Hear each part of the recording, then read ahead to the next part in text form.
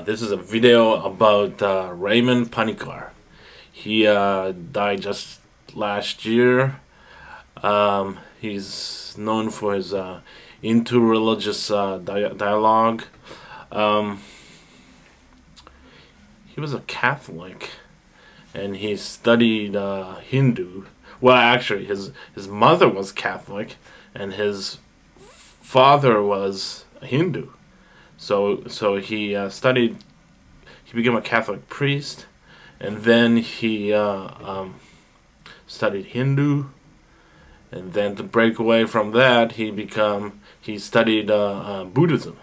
So he's all over. There's three themes that I think are really important, or at least that I like. First, he has this cosmotheandric experience. The cosmotheandric is kind of like the categories that he uses.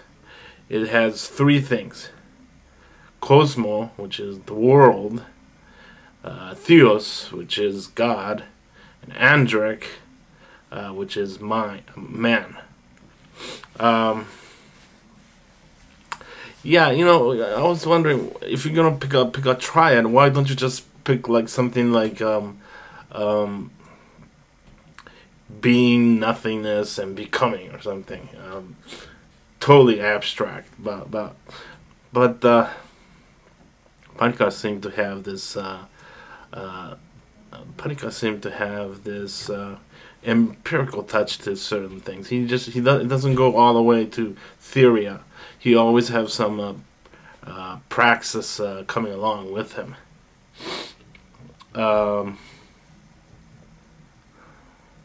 Yeah, and another thing that I like, which people like, most of this, scientific community and people like Thomas Berry, thinks that man and the world should just kind of merge into one thing, and it's all ecology and happy and good. But Panikkar doesn't go that way. Panikkar wants to keep the deep-rooted religious things that happened in the past. The traditional religion can't be just abandoned.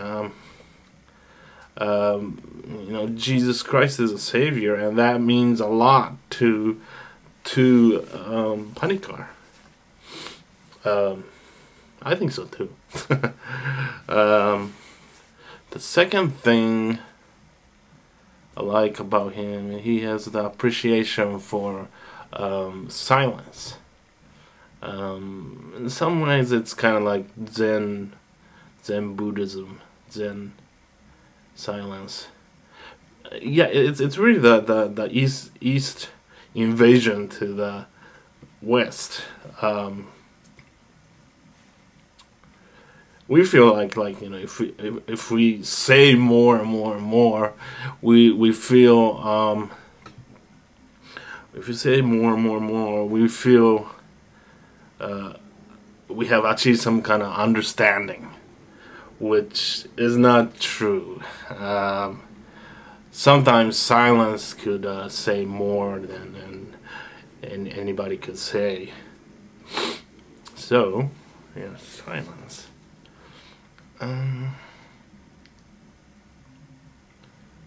Yeah, silence.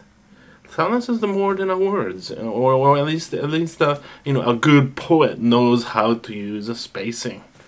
And the third topic that I really like is pluralism.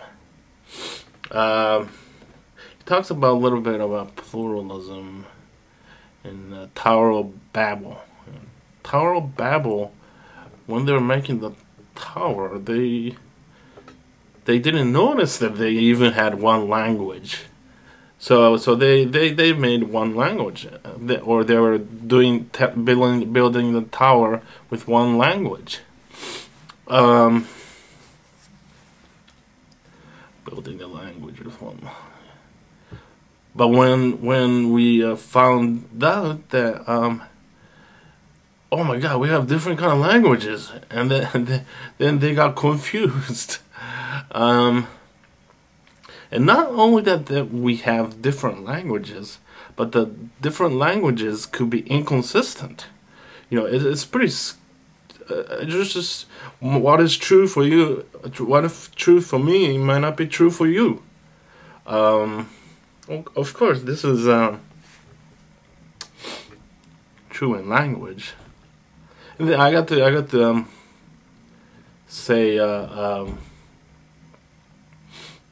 exception, which will be mathematics. Yeah, mathematics seems to be inconsistent, you know. We feel like everything could be proven from the axioms. See, and panikkar, I don't know how much panikkar knew about this, but you know, Godel, you know, kind of proven that that we can. Godel said that we have proven that we can't prove what is consistent. No. We're gonna fix this. Okay, yeah, I think I was right. Godel has proven that we cannot prove a system to be consistent from inside a system. Anyway, the whole idea of inconsistency, you know, you're in this language environment, and one language is not really agreeing with another language. Very logically seems kind of very unnerving. Anyways, that's the three things I like about panikkar. And then there's a bunch of books he wrote. I got 4 here. Experience of God. This is the book that we had to read in class. I lost it. I lost it though. So, but you know, this book is so spiritual. You know, it's like almost borderline New Age spirituality. You know, so it's horrible. So I read it twice. Yeah. Then there's the Cosmotheandric Experience. This is an awesome book. I have the cover here. Cosmotheandric. I remember panikkar. Yeah, this is an awesome book. This is very philosophical, and you know I have a hard time following sometimes. Invisible Harmony. I only have selection of it, but Invisible Harmony is good. It talks about silence, talks about pluralism. Then there's Intro-Religious Dialogue, which is Intro-Religious Dialogue. Yeah, this one is really text style. What else can I talk about?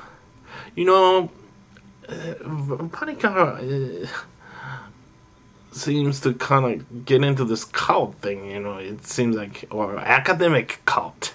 It's not just a cult, it's just an academic cult. Yeah, you got to know a lot, philosophy and religion and stuff like that. That's about it, though. Yeah, well, you know, because of his knowledge of Buddhism and Hinduism, you know, one word to describe panikkar. He is eternal. Yeah, very much so. And he's just running away from death, and death is chasing him, and I guess death caught him, but yeah. But we don't want to get into that predicament. We are going to live forever. That's what I'm thinking. Okay, well, thank you.